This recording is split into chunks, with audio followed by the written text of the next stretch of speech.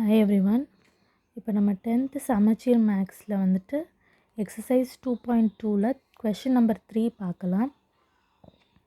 அதாவது find HCF of this two number அப்படி சொல்கிறாங்க.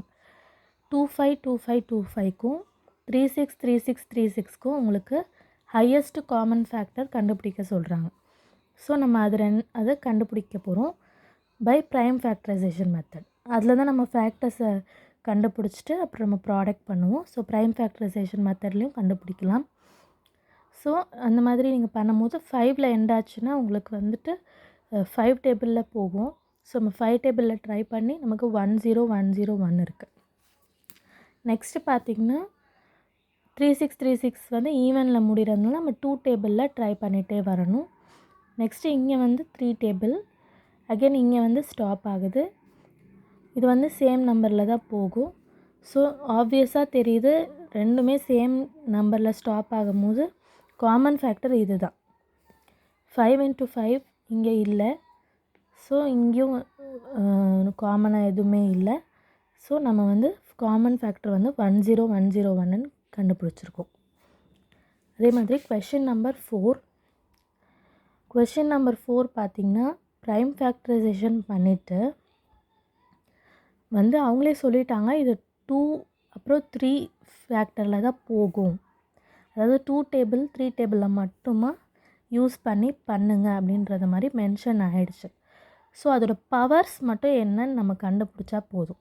அதாவது இந்த 2 × 3 ப்ராடக்டே பண்ண வேண்டாம். பண்ணாமல் ஜஸ்ட் அதோட பவர் எழுதி 2 பவர் A, அப்போ A என்னது, 3 பவர் B, அப்போ B என்னதுன்னு மட்டும் நம்ம கண்டுபிடிச்சா போதும். So same way prime factorisation start பண்ணுங்கள். கரெக்டாக ஒரு ஸ்டெப்பும் கரெக்டாக பண்ணிகிட்டே போனால் உங்களுக்கு 2 வந்து 9 டைம்ஸ் கிடைக்கும். அதே மாதிரி 3 வந்து 3 டைம்ஸ் கிடைக்கும். நீங்கள் 3 இங்கேயோட ஸ்டாப் பண்ணாமல் 3 1 டைம் 3 போடுங்க. சம்டைம்ஸ் இதை மறந்துடுவீங்க. ஸோ 3 2ன்னு போட்டுடுவோம், 3 பவர் 2ன்னு. ஸோ கவனமாக இங்கே இப்படி போட்டுட்டு 2 வந்து உங்களுக்கு 9 டைம்ஸ் கிடைக்கிது, 3 வந்து 3 டைம்ஸ் கிடைக்கிது.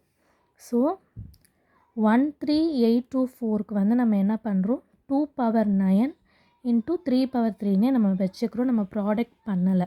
ப்ராடக்ட் பண்ணாலும் உங்களுக்கு இதே தான் கிடைக்கும். ஸோ அதோட பவர்ஸ் அவங்க கேட்குறதுனால இது ரெண்டுத்தையும் நீங்கள் கம்பேர் பண்ணி பாருங்கள். 2 பவர் A இருக்கும் போது 2 பவர் 9 இருக்குது. அப்போ A என்னது ஈக்குவல் டு 9. அதே மாதிரி 3 பவர் B இருக்கும் போது 3 பவர் 3 இருக்குது நமக்கு கிடச்சிருக்கு. அப்போ B ஈக்குவல் டு 3. சப்போஸ் இதை மாற்றி கேட்டாலும் B இங்கே A இங்கேன்னு கேட்டாலும் நம்ம அந்த மாதிரி ஃபைன் பண்ணி எழுதலாம். கரெக்டான கொஷின் எப்போவுமே கொஷின் ஃபுல்லாக எழுதலைனா கூட கொஷின் வந்து கிவன் அப்புறம் நம்ம என்ன ஃபைன் பண்ண போகிறோம் அதை ஒரு கிளாரிட்டியாக எழுதி வச்சுட்டு அப்புறம் இந்த ஸ்டெப் பண்ணிவிட்டு நீங்கள் பண்ணலாம். இது ரெண்டுமே ஒரு இம்பார்ட்டண்ட் கொஷின் தான், நோட் பண்ணிக்கோங்க. சப்ஸ்கிரைப் பண்ணுங்கள், ஷேர் பண்ணுங்கள். தேங்க்யூ.